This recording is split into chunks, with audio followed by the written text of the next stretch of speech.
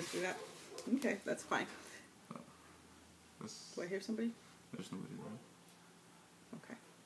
Hey, ladies, and maybe a gentleman or two, I don't know. Just coming back to you with another segment on single parents, and this time my co-host is Mr. Eric. He's home for the next... 7 days. No, not 7 days anymore. Yeah, about 6 days.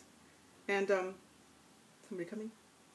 Oh, just kidding. So, basically, I had discussed on my last episode of Single Parent, which was about a month and a half ago, how Eric and I had our issues, but how we were able to pull through by just having a really good relationship to begin with, and then also with an awesome family to back us up, and by the grace of God, of course. But we had our rough times, and I never learned how to communicate properly, so I had a lot of issues with knowing how to, communicate with my son, because of the fact that I had 5 sisters. I didn't know anything about boys, so, my emotions and his manly self just didn't know how to, mesh well together. But Eric, as a young man who grew up with a single mom, what advice do you have for single moms out there on how they can, maybe just relate to their kids on a level that's healthy? I guess the biggest thing is letting them know that you love them. I don't know if it's ever going to be easy to necessarily connect, because I don't know, it is different, but I think the biggest thing that helped me and my mom out is the fact that she always let me know she loved me, and sometimes I probably neglect her and, kind of push away, just like naturally, I guess, I don't know. But in the end, the fact that I knew she loved me always made me come back to her, and it honestly made our relationship grow even stronger throughout time. I totally agree. So, out of all of our,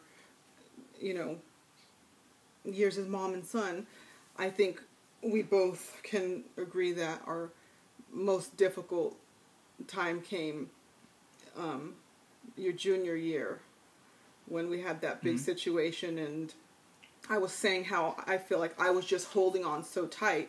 So that was a healthy way for you to finally get to vent, because all these times I would pick, and you finally just, put your foot down. And it was traumatizing for both of us. And just to kind of go over it, and I take full responsibility now. Back then, I thought he was a little jerk and a turd, but after a few hours, I realized that it was me that really needed to grow up and allow him to grow up, because he was turning into a man, and I still wanted to treat him like he was that 9-year-old little boy, at the YMCA. And so after a huge blowout, and when I say huge, it was huge. I think the biggest we've ever had, right? Mm-hmm. For sure. I didn't think things would ever be the same, and actually I think they got better, because I started to finally realize our place, and, the fact that I had to learn how to be not only his mother, but just more of a friend, and not suffocate him so much, right? Yeah, definitely. I think that's one big thing to always remember. It's going to be, I'm not a mother by any means, but I could just tell from my mom that at some point, it has to get hard to let your son grow, or daughter, whatever it is, grow on their own. And just remember that teenagers have a lot of pressure on them. There's the kitchen. Teenagers have a lot of pressure on themselves. Even, I know it seems like, oh, they're young, they've got school to worry about. Like, we make a lot of pressure on ourselves. So it's big to let us be on our own sometimes and grow. But still always let them know that you love them and everything, because that's just a big part of it. But at the same time, you do have to give teenagers space to grow and become adults and mature. Because if you shelter them too much and you put too much pressure on them, it gets easy for them to, that, like me, I cracked, because I wanted to grow on my own, and I wanted to become a man, because, I was growing old, getting older. Getting old.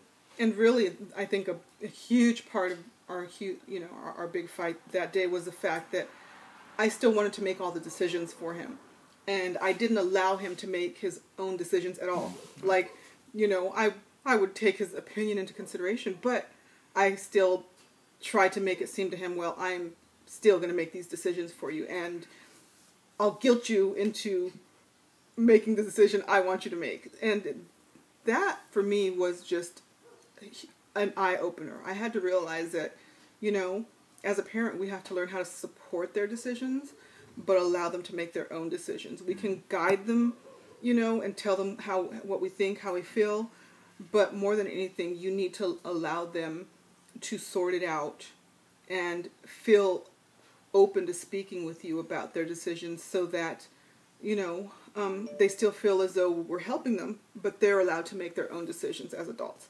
I think that was huge for us, because even now I still, from that one occasion where things went terribly wrong, I still make sure that now I listen to him and I allow him to make his own decisions. And I'm still mommy, and I'm still going to let him know that I'm not super thrilled about it, but that I'm going to support him 100% regardless of what decisions he makes.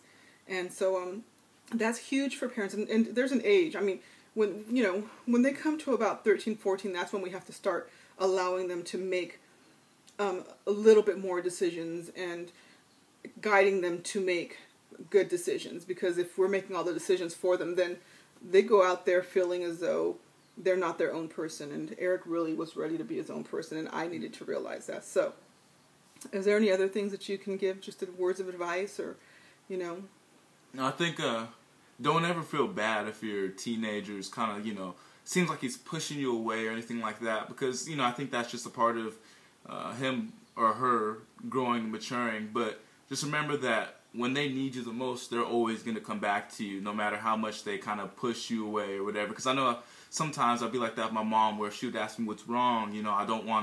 I didn't want to express it at the time. I was just, figuring out through my own mind.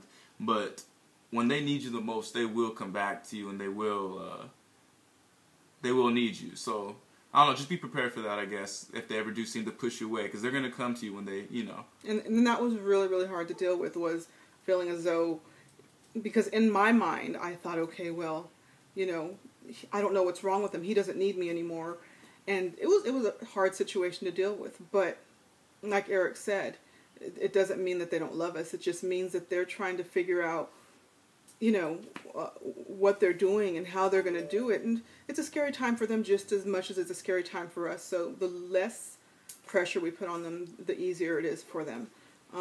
Because it is a scary time. We all have been there. So anyways, I just kind of wanted to share that. And, we may or may not be back before Eric leaves. But if he thinks of anything else, we'll definitely be back. If you guys have any questions, leave them down below. Thanks for watching, and we'll see you soon.